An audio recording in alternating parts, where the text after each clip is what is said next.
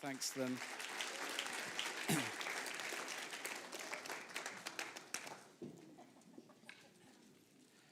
And I think if the offering slide could go up, we're going to take up our tithes and offerings if the stewards are able to hand out the baskets. Whilst we're doing that, do we have anyone visiting us for the first time? If you're here for the first time, would you raise your hand if you're visiting us? Where are you? Nice. Welcome. It's great to have you with us. Do we have anyone else? Don't be shy. Raise it. Over here as well. Welcome, guys. Really great to have you. Could you put your hands up once again, all you guys? If you see them, if you're near them, Eastgate family, I really want you to welcome them. Give them a nice welcome right now. Give them a nice big welcome. If they want a hug, give them a hug. If they don't look like they're a hugger, give them a handshake. Offer them the right hand of fellowship. Yes. Thank you, Father. All right, and I think we've got a notice video to play. Is that ready?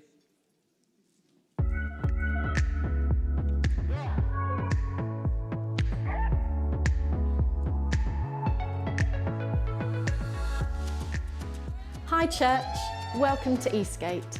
I'm Claire and here's what's new. We had an amazing time at Harvest 24. God's power and glory were manifest, miracles happened, and we were inspired to share the good news of salvation with the world. If you want to experience some of this, you can buy access to the video recordings on eastgate.plus. On the 10th of May, Surprise Sotole is joining us again for an evening of activation in the Spirit. Surprise oversees thousands of churches in Southern Africa for Heidi Baker's Iris Ministries, where revival is spreading rapidly. Surprise has experienced many miracles, and we believe his partnership is crucial to preparing us for the harvest. Come ready to activate whatever you receive. Sign up at eastgate.org.uk/surprise. Calling all parents, carers, and anyone who cares for young people. No Junior Holy Spirit is the event for you. You're invited to a day of inspiration and impartation to equip you to help raise a generation of world changers. Together, we'll learn how to raise young people in a culture where there really is no Junior Holy Spirit. Our amazing young people will lead worship and ministry with talks from Eastgate speakers, Sozo for families, and Parenting for Faith. For tickets, please visit eastgate.org.uk/NJHS. We are now live streaming from 10:45 a.m. on Sundays to YouTube and Facebook. For more info about church life and to stay in the know, keep an eye on our website and subscribe to our mailing list at eastgate.org.uk/mailing list for our weekly update email. That's it for now. Thanks for watching and have a blessed week.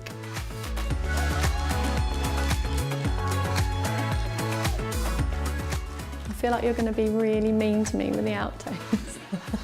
Can I just sing the notices? Not quite a one-take wonder, never mind. Goals. And have a great week. Oh, crumb. Moving on. Swipe.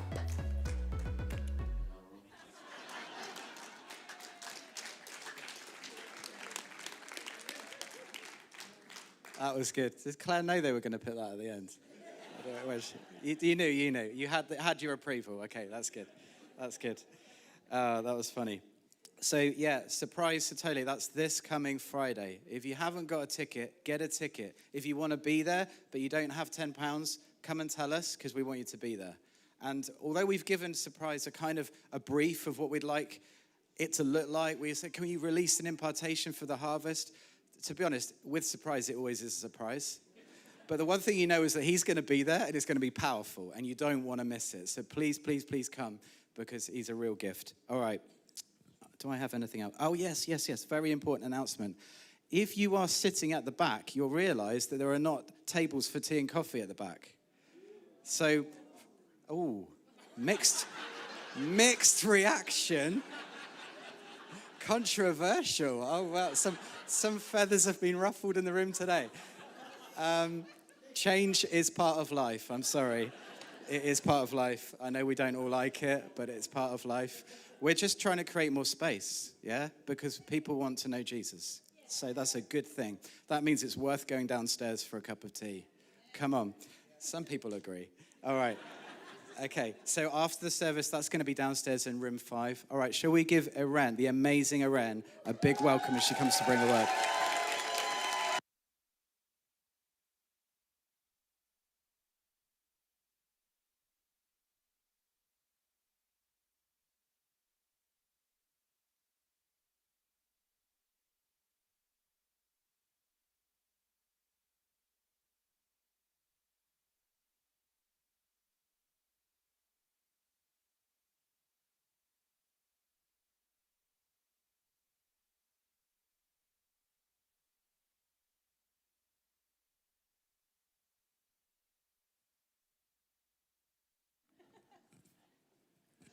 This is a good start. Right. So, good morning, church. I miss the days when I was a teacher and people would say, good morning, miss. But it's all right, you don't have to do that. Today, I'm going to talk to you about Jesus and the woman at the well. Is that okay? Cool. I love when worship does half of the preach for you. So I feel like we're in a good place. We're starting from a really good place. Thank you so much, you guys. It was really, really beautiful. And I would like to invite you to just imagine, today's a warm-ish day, so it's not too hard to imagine. Imagine that you're on a hotter day than today, and you're by a well, and Jesus is there, and he's inviting you to sit with him. Can you imagine that? Picture whatever a well looks like in your head, and just imagine sitting there with Jesus, okay? And this is kind of the place where we're going to start from and just receive from that conversation with Jesus. Turns out we're witnessing a conversation, but let's just imagine that we're there. Just a little fun fact. This is, I think, the third time that I am preaching from John 4, which obviously never happens to me because I don't preach that often, first of all, but I like variety. But as I was kind of preparing for today, I've been preparing for a few weeks, and I could not move from it. I just keep coming back to this text. And another fun fact is that this week, particularly, my ability to love has been challenged in various ways. And so I guess at this stage, I'm just preaching to myself, and I'm taking you along for the ride, if it's okay with you. So just watch as I preach to myself, and hopefully there will be something that will be gleaned from you as well. Because the more I read about this text, the more I read it, the more I spend time with God in that story, the more I hear his unconditional love. And the title of my preach today is Love Looks Like Something. So if we read verses 4 to 9, that should appear by magic behind me. It says, now he had to go through Samaria. So he came to a town in Samaria called Sychar. Hope that's the right way to pronounce it. Near the plot of ground Jacob had given to his son Joseph. Jacob's well was there, and Jesus, tired as he was from the journey, sat down by the well. It was about noon. When a Samaritan woman came to draw water, Jesus said to her, "Will you give me a drink?" His disciples had gone into town to buy food. The Samaritan woman said to him, "You are a Jew, and I am a Samaritan woman. How can you ask me for a drink?" For Jews do not associate with Samaritans. I love how John here puts into brackets a few pieces of information for us that we will come to later. So let's look at Jesus. Jesus is on his way back from Judea to Galilee when we come into that story. And at the time, if Jews had to undertake that journey, they would make a big detour to try and avoid Samaria. The reason was they considered Samaritans and the land to be defiled. Historically, Samaritans were Jews from the north part of Israel, but they had not been sent into exile and had intermarried with Gentiles, and so the Jews who then came back from exile considered them and their land impure. But for Jesus, impurity has nothing to do from the outside. It's something that is from the inside. It's a state of the heart. So he's not really afraid to go via Samaria. Besides, he has a mission. His mission is to reconcile all nations to God. And so he starts next door. Samaria is part of his mandate, and that's where he starts. Now, we know that Jesus is fully God, but he's also fully human. And as a human, for him, this is a hot day. And he's been walking, probably under the sun. He's probably tired. And he says that he needs a drink. There is a well. He has sent his disciples away to get food. And there comes a woman. Now, have you ever been to Israel or the Middle East? Or just the south of Europe? I would say the south of France because that's where I go the most often, but it's valid for, other countries in the southern Europe. The only people you will see outside in the hottest hours of the day are not locals. All right? They're not the locals. Nobody would ever get water in the middle of the day. That is a crazy thing to do. And in that culture, women would usually go to get water in groups because it's safer, and they would go at the beginning of the day or at the end of the day, never in the middle of the day. But this woman is alone in the hottest part of the day, coming to the well to get water. What it tells me is that either she doesn't want to be seen or nobody wants to be seen with her. Either way, she's probably a social outcast and she's really hoping that she's going to be on her own, grab her water, and then go home. But Jesus is there and he's just waiting for her. And in that moment, Jesus breaks a lot of social barriers in just the one conversation. I'm just naming a few. First of all, men would avoid speaking to a woman who is on her own in a public space at that time. That wasn't culturally appropriate. There is about 500 years of hostility between Jews and Samaritans. And not only Jesus speaks to a Samaritan, he speaks to a Samaritan woman, which, in the hierarchy of people was not too high at the time. And not only that, he asks her for a favor. He asks for water. And since he has no bucket, he will have to use hers. And again, he's breaking a social barrier here that John very kindly puts into bracket for us just to remind us that Jews would never associate with Samaritans. That means they would not even use the same utensils as the Samaritans if they were invited to the same dinner. The woman is so shocked that in her question, she reminds Jesus of the rules.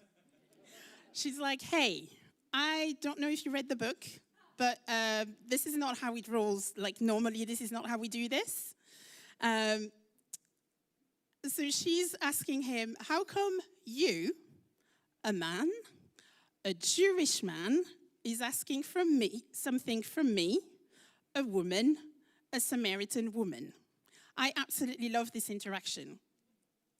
Because in that little bit, Jesus is establishing a crucial point of his ministry. He's saying that no one is outside of God's reach. No matter what you think of yourself, no matter where you think you are on the hierarchy of humanity, which, by the way, is a scam. There is no hierarchy of humanity. But no matter who you think you are, God has a plan for you, and he will make the time. Your circumstances, your social origin, wherever you are, that doesn't stop Jesus from finding you. And he will find you because he loves you. He will do anything he can to pursue you, to find and rescue you. Even, in that case, sending the disciples away so they're not in the way. So her incredulity is genuine. She wonders what's going on. But what I love about that woman is that she's being very brave in that moment, because it is also defying a lot of rules for her. And she doesn't know how that conversation is going to end. But she goes against everything she would expect or know and engages in a conversation with Jesus. Sometimes engaging in a relationship with Jesus requires us to go over ourselves and over what we believe about ourselves and just go for it. And as she does that, that one woman gets revelation that we still benefit from 2,000 years later. That is the kind of courage that I would like to be able to present to the world. I'm not there yet, but, step by step. If we look real quick at verses 10 to 14, it says, Jesus answered her, "If you knew the gift of God and who it is that asks you for a drink, you would have asked him and he would have given you living water." I'm just going to stop at verse 10. You can read the rest behind me. "Sir, the woman said, 'You have nothing to draw with and the well is deep. Where can you get this living water? Are you greater than our father Jacob, who gave us the well and drank from it himself?'" I think I'm reading the whole thing. Sorry about that. That was not the plan. Here, Jesus introduces himself as gift of God and the one who gives water that never runs out, just like we sang today. He is the fountain of living water. And when he presents himself like that, he links himself back to a prophetic word that Jeremiah had given in Jeremiah 17, verse 13, where God is described as the hope of Israel and the spring of living water. So again, in that small conversation, he is pointing back to the law and to a text that people would know at the time, and introducing himself very gradually as Son of God, Savior, and Messiah. Basically, he's saying, I'm the one you've been waiting for all this time. Now let's look at verses 15 to 19.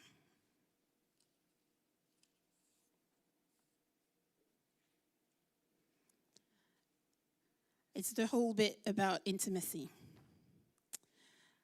"The woman said to him, 'Sir, give me this water so that I won't get thirsty and have to keep coming here to draw water.' He told her, 'Go, call your husband and come back.' 'I have no husband,' she replied. And Jesus said to her, 'You are right when you say you have no husband. The fact is, you have had 5 husbands, and the man you now have is not your husband. What you have just said is quite true.' 'Sir,' the woman said, 'I can see that you're a prophet.'"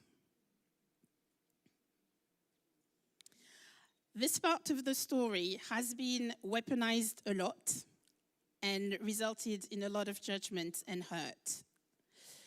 But notice how the author, John here, doesn't give us any reason why this woman doesn't have a husband or why she's had 5 husbands.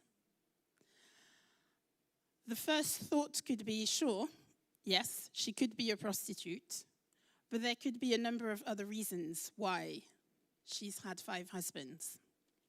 She could have been 5 times widowed.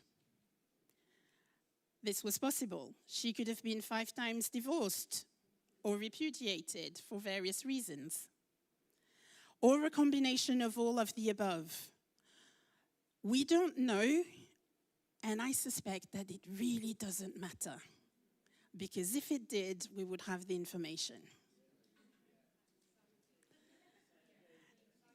And so that tells me that what is important about that part of the story is something else. I'm not married yet, but I have had a few unsuccessful relationships, let's call it like that. And I have seen a lot of my friends, married or not, going through some unsuccessful relationships. The common point that I see in all that is that every time there's a heartbreak, there's a scar. So what I know for sure is that this woman, who has been through 5 different relationships and is now in a 6th one, she's had some heartbreaks and she's had some scars. And from the fact that she's coming to the well alone in the middle of the day, I know that she feels the need to hide the scars or to protect herself. But on that day, she's meeting Jesus. And the beauty about Jesus is that there's nothing you need to hide from him. There's nothing you can hide from him, but there's nothing you need to hide from him. The invitation is, come to the well, come to the living water with your scars. You don't need to disguise them, you don't need to hide them, because he loves you no matter what.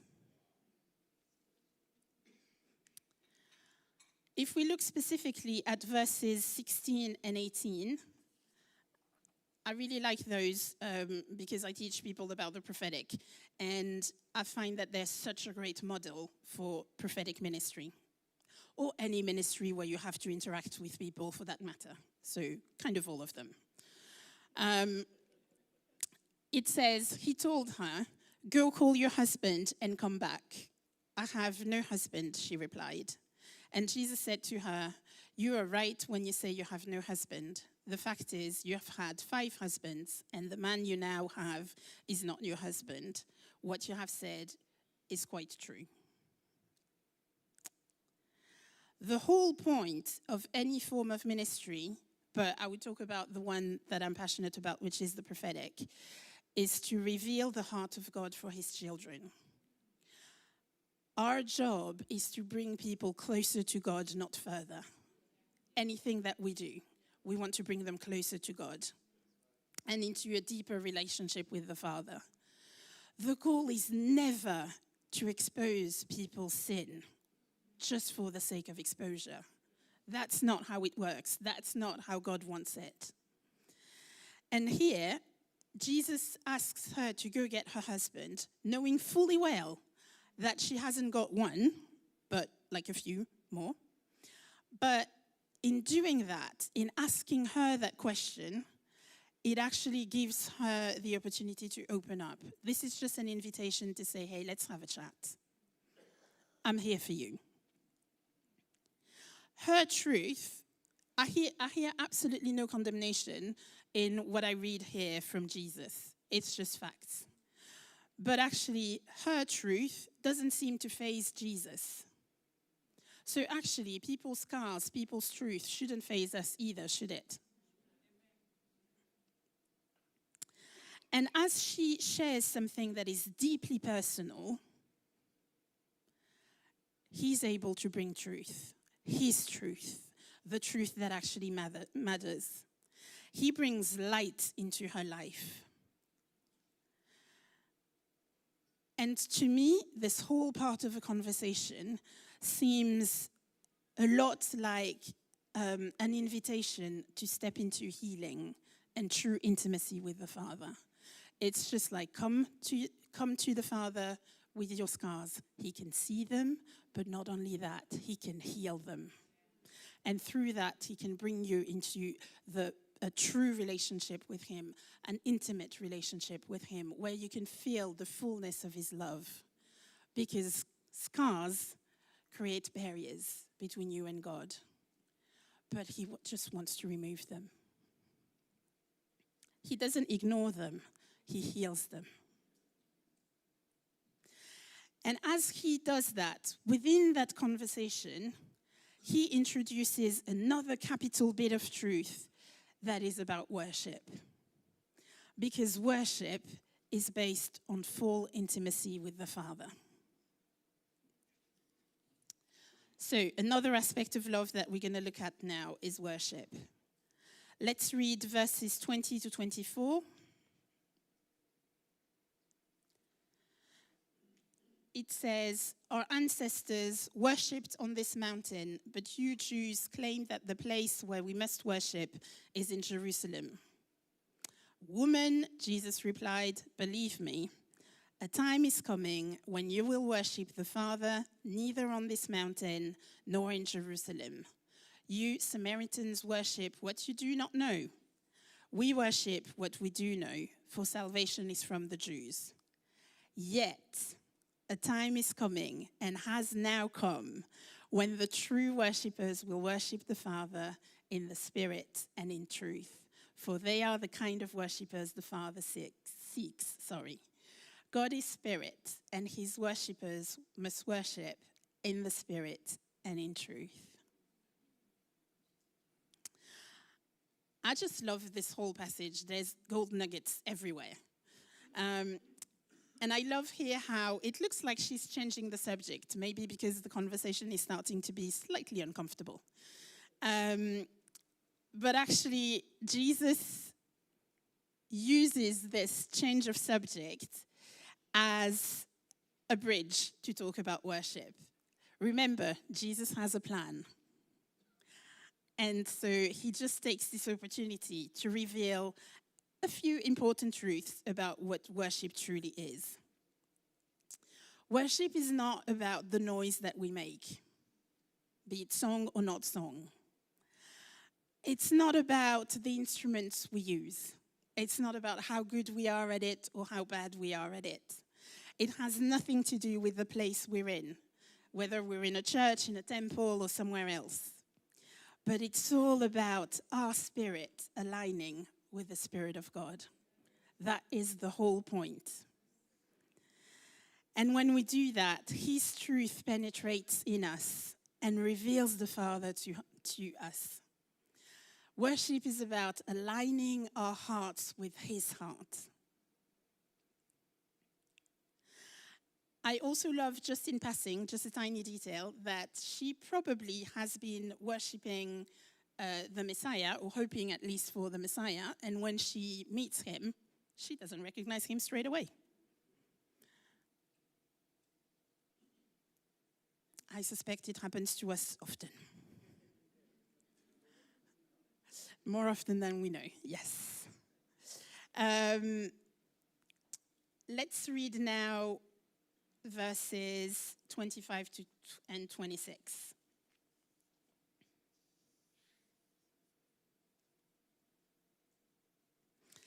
This is the effect of radical love. The woman said, "I know that Messiah called Christ is coming. When he comes, he will explain everything to us." Then Jesus declared, "I, the one speaking to you, I am he." I know that they didn't have a mic at that time, but I feel like this would be a mic drop moment. This is the first time in his ministry that Jesus acknowledges that he is the Messiah. Earlier, the disciples of John called him Messiah, but he hasn't confirmed. He hasn't confirmed yet. So at this point in time, he reveals this powerful, historical, foundational truth, not to some random person, but to a woman, a Samaritan woman, and someone who is probably an outcast in her community. And in doing so, just in that moment, he shows the power of radical love. He just shows how he loves and honors all, how there's a space for all of us in God's family, how his job, his entire mission is to reconcile all humanity into true intimacy with the Father and bring us all into worshipping in spirit and in truth.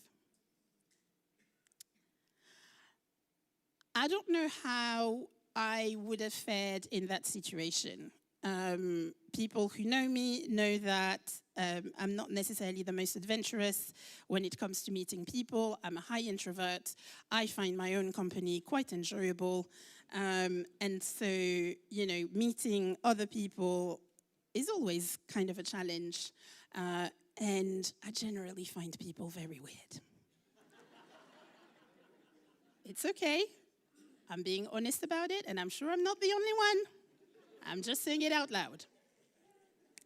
But Jesus is not like us.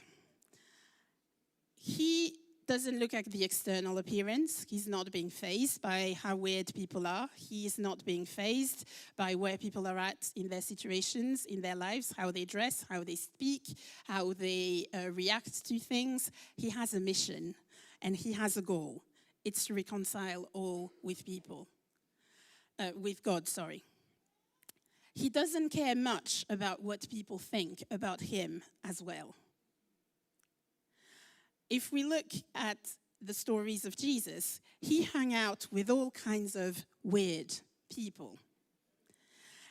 And that day, he deliberately went to Samaria, sat at a well in the hottest part of the day, just sat there, waited for the woman to come for water and started chatting to her. And what a conversation. How powerful when Jesus just stops for the one. How powerful it is. I love how, in that moment, he sent the disciples away to get food. Because I suspect that he didn't want their prejudices to mess up his plan. There are times when God, in his infinite grace, will need to move us out of the way just to give us time to understand what he's doing. And it's okay. Sometimes we need the time. The disciples did get it. When we see how they act in Acts, when they go all around and share the gospel with people, they finally got what the plan was. But at that time, I suspect that it was probably a bit too early. I love how Jesus never ostracizes or humiliates the woman. He never shames her, but he speaks straight to her heart. So much so that the effect of that conversation, where she felt loved in such a way, the effect is that she forgets that she even needs water. She goes back to the village and starts sharing the good news. This is still the middle of the day, so people are in their houses. They're not outside like we would be because we're tourists. No, they're in their houses or they're in the shade doing other things. And she runs back and she's sharing her story. And after just that one conversation with Jesus, her transformation must have been so radical that people who looked at her were like, okay, we need that Jesus. I loved when Jo shared her story and her colleagues were, oh, you look different, because she had an encounter. Wouldn't it be wonderful if people could see Jesus in us all the time?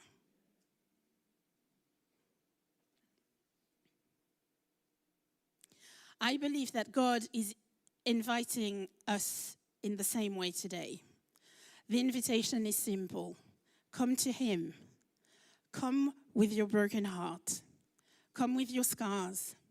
Come with your messy story.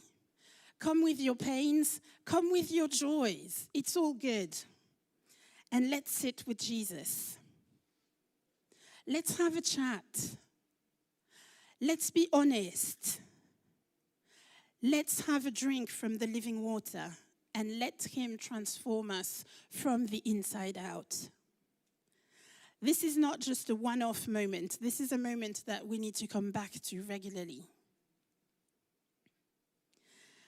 We want to live our lives in a way where we let him see us, the real us, and just watch how he will use us, how he will use you, the whole of you, the real you, not the you that you present to the world, the real you, scars, joy, and all, because he wants to use you for his glory. He is bringing freedom to all. All. And in that, he gives us the power to stand in the fullness of who God has made us to be. The woman has been so radically transformed that on that base, just on the base of what they see and they hear, her people just come to Jesus and ask him to stay for 2 days. Jesus came, sat at a well, needed water, probably needed food, and out of that conversation that he had with just the one person, an entire community asked him to stay for 2 days. And we know how the story continues because later in Acts 8, we see that Philip is reaping the harvest that was planted at that time. We know that it's time for the harvest, right? Yes. Like the big harvest. We've seen the signs, we have heard the calls, a lot of prophets have mentioned it, the Bible has called us to it, it's always time for the harvest. But we owe the world an encounter with the loving God, don't we? We are called to show Jesus' love to the whole world around us. The Bible tells us that the earth is groaning for the sons of God to be revealed. My question is, what does that look like?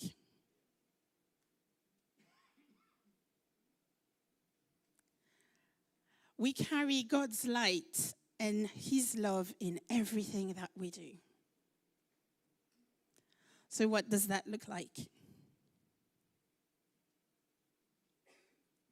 I'm sorry I don't have the answer, because I believe that it's up to us to figure it out with God and with one another.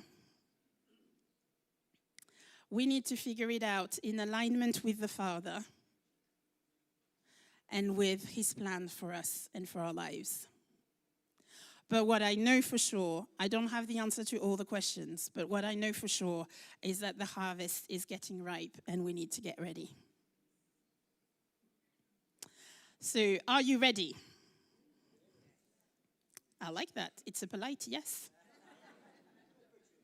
That is, yes, very true, very true. Let's start there.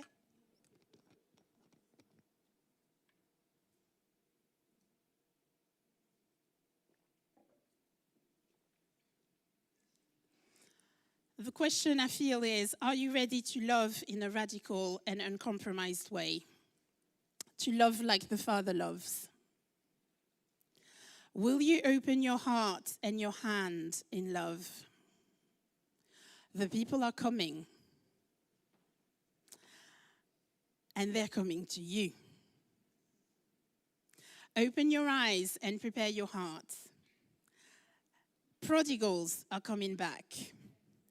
Are we ready to welcome them back with our hearts and our arms wide open?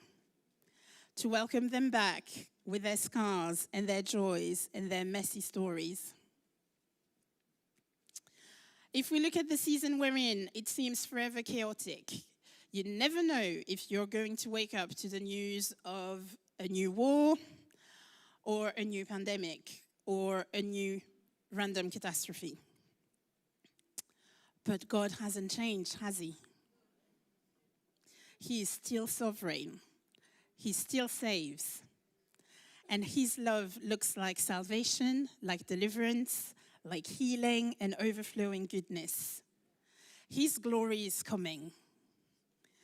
And it sounds like babies prophesying, like children preaching, like teenagers leading the way, and families moving together in unison with the heartbeat of the Father. It looks like God's family moving together. In the season we're in, we don't want to get distracted by the activity of the enemy or the messages of doom. That is not the point. Don't get distracted by the signs that seem to confirm everything you believe or you expect about God. Keep your eyes and your heart open to the unexpected. Keep your eyes open to the signs of God's love, to the suddenlies, to the disconcerting moments that will get you closer to his heart. Be open to the inconvenient conversations that will give the opportunity to share the love of God with another person. In this season, we want to be humble and vulnerable and to focus on what God is doing on the earth so that we can partner with him. I heard God say, I know that there is quite a lot going on right now. Believe me, I know. But all along, look for my presence. I'm not in the thunder. I'm not in the wind. Listen to my love, speaking truth directly to your heart, and let it resonate in you and flow out of you.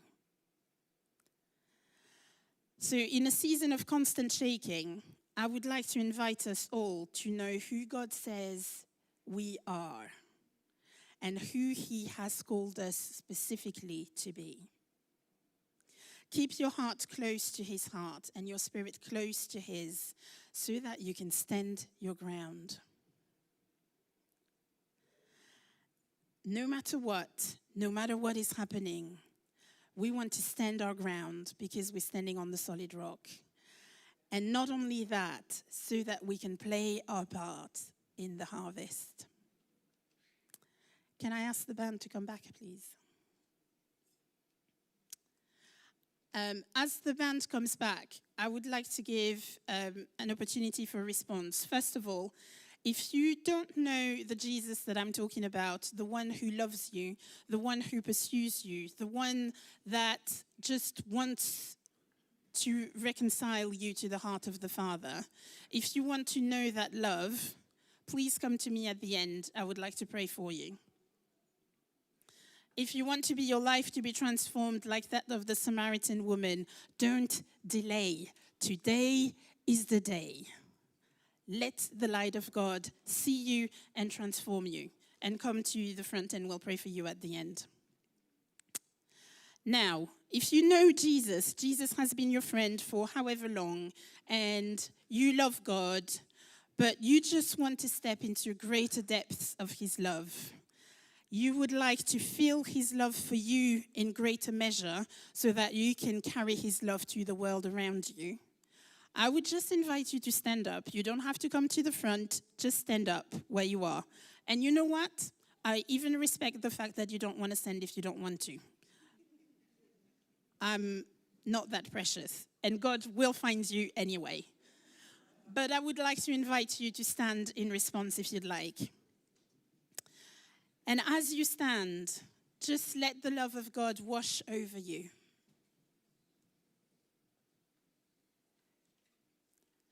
Hear his loving voice calling you, telling you how much he loves you, how much he knows you, the whole of you, and he still loves you. As we join in with the worship, the invitation is there to align your heart and your spirit with his as you worship. Share your love for him, but let his love for you transform you from the inside out. Because the world needs to see the light and the love of God in you.